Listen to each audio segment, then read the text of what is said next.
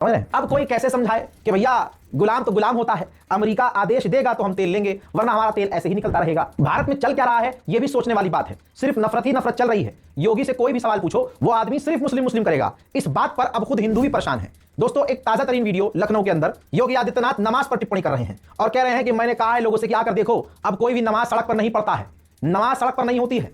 इतनी शांति हो गई है हमारे राज्य में, आप देख रहे हैं। जबकि सच्चाई यह है कि 5 टाइम की नमाज मस्जिद के अंदर होती है। योगी के खोपड़ी में अकल हो तो जाकर अगला खुद देखे कि 5 टाइम की नमाज का मुसलमान सड़क पे पढ़ता है। जहरीला आदमी सिर्फ जहर उगल सकता है और शक्ल से दिखता है। अगर योगी जी नहीं भी बोले तो लगता है कि जैसे ही बोलेंगे कुछ जहरी बोलेंगे। हमारे प्रदेश का मुख्यमंत्री एक समुदाय वर्ग विशेष के लिए इतना जहर उगल रहा है कि कोई सोच भी नहीं सकता। लेकिन जब अमेरिकी रिपोर्ट में खुलासा होता है, जब यह कहा जाता है कि भारत के अंदर अल्पसंख्यक समुदाय को निशाना बनाया जा रहा है, तब यही योगी की सरकार कहती है कि नहीं नहीं ऐसा नहीं है, भारत को बदनाम करने की साजिश है। 5 टाइम की नमाज मस्जिद के अंदर होती है, साल में 1-2 बार नमाज, यानी ईद और बकरीद की नमाज सड़क पर अगर हो जाती है तो वही नमाज सड़क पर होती है, वरना कोई नमाज सड़क पर नहीं होती। और अब तो कोशिश की जाती है कि बकरीद की नमाज, ईद की नमाज भी भले ही उस मस्जिद में 2 बार करा दी जाए, 2 बार, ताकि भीड़ सड़क पर नमाज ना पड़े। लेकिन क्योंकि योगी से पेपर लीक के बारे में कोई ना पूछ ले, योगी से कोई रोजगार ना मांग ले, भाजपा से कोई विकास की बात ना कर दे, तो बस इनको घूम फिर के हिंदुओं के सामने यही कहना है कि देखो कितने अच्छे हम, हमारे डर की वजह से कोई नमाज सड़क पर नहीं पढ़ रहा है। हालात इतने बुरे हैं कि सवाल मोदी से अगर करोगे तो निपटा दिए जाओगे।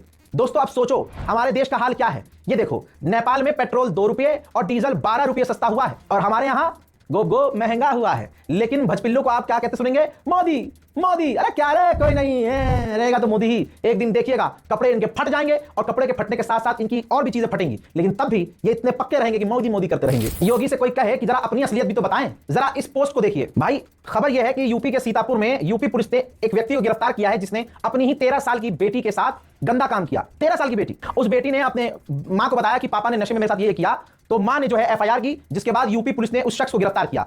हाथ में कलावा और अंदर की जानकारी जो है वो बता रही है कि ये किस धर्म से है। ये खबर इसलिए नहीं बनी है क्योंकि मुसलमान नहीं है। हालात ये हैं भैया कि अगर नॉर्वे की पत्रकार ने सवाल कर दिया भारत के प्रधानमंत्री मोदी से, तो भजपिल्लों को इतना बुरा लगा कि बीजेपी IT सेल ने उस महिला पत्रकार को एजेंट कह दिया। वो महिला पत्रकार भी हेले लिंग, जो पूरी तरह से एक्टिव हैं, उन्होंने जवाब दिया कि मैंने कभी नहीं सोचा था कि मुझे यह लिखना पड़ेगा, लेकिन मैं किसी भी तरह की कोई विदेशी जासूस नहीं हूं जिसे किसी विदेशी सरकार ने भेजा हो। मेरा काम पत्रकारिता है और अभी मुख्य रूप से मैं नॉर्वे में काम कर रही हूं। जी हां, लेकिन हमारे देश की मीडिया को क्या लगता है कि जो गुलामी है उसे पत्रकारिता कहते हैं। अब इन गुलामों की गुलामी देखिए।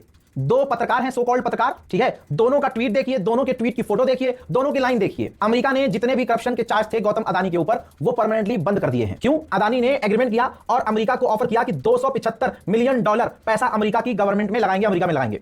बस डोनाल्ड ट्रंप को चाहिए क्या था? फौरन वहां जो केस चल रहा था अदानी के ऊपर वो कैंसिल कर दिया गया।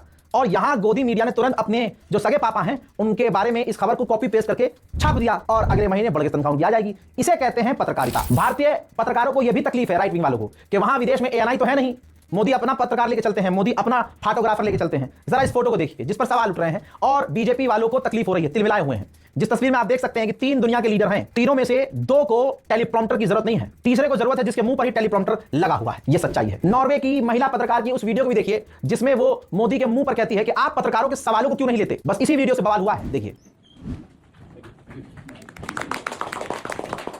Prime Minister Modi, why don't you take some questions from the freest press in the world?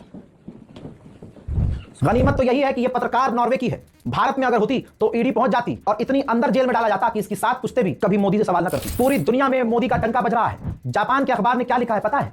कि इंडिया सबसे बड़ा लूजर साबित हुआ है AI फ्रंट पर। आर्टिफिशियल इंटेलिजेंस लाइन में भारत लूजर साबित हुआ है। जाहिर सी बात है, जहां गू से कैंसर का इलाज बता दिया जाए, गाय के पेशाब को दवाई बता दी जाए, उस देश को आप AI में टॉप लेवल पर नहीं देख सकते। ये जापान का अखबार है और जापान के अखबार के जो डायरेक्टर हैं, मोदी और मोदी वालों में दम हो तो भाई ईडी वहां भी भेज दो। आइए अब हिंदुओं की असलियत भी देख लीजिए। हमारे जो हिंदू भाई हैं उनकी असलियत देखिए। उनके लिए क्राइम वो है जो मुसलमान करे। अगर हिंदू क्राइम करे तो उस पर चीखना नहीं है। ABP न्यूज ने बड़ी चालाकी से एक खबर लिखी।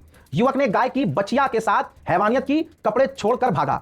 गाय की बछड़ी जो थी ना, जो गाय का बच्चा था, उसके साथ एक व्यक्ति ने हरियाणा डिस्ट्रिक्ट के इलाके में गंदा काम किया गाय के बछड़े के साथ। लेकिन कमाल तो यही था कि इस पूरी खबर में नाम नहीं था। ठीक, और जितने भी गौ रक्षक हैं, ये जो हिंदुओं को चूना लगाकर गौ रक्षा वाले बने हुए हैं, उनकी अम्मा के दूध में इतना दम नहीं था कि वो नचनिया जो पहले नाचा करते थे अपनी अम्मा और बहन को लेकर, दक्ष चौधरी जैसे लोग, वो आज के टाइम पर जो गौ रक्षक बने हुए हैं, सबके मुंह में पता नहीं कौन सा हाथी का फंस गया कि सबका मुंह बंद। फिर मोहम्मद जुबैर ने बताया कि भाई नाम इसलिए नहीं बताया गया है क्योंकि गाय के बछड़े की इज्जत लूटने वाले का नाम गौरव है। अगर गौरव की जगह गुफरान होता तो यह खबर सबसे बड़ी खबर होती। हज़रात मोहतरम, फिलहाल के इस रिपोर्ट में इतना ही। मुझे पूरा यकीन है कि आप इस रिपोर्ट को शेयर करेंगे। अपनी राय कमेंट सेक्शन में जरूर लिखें।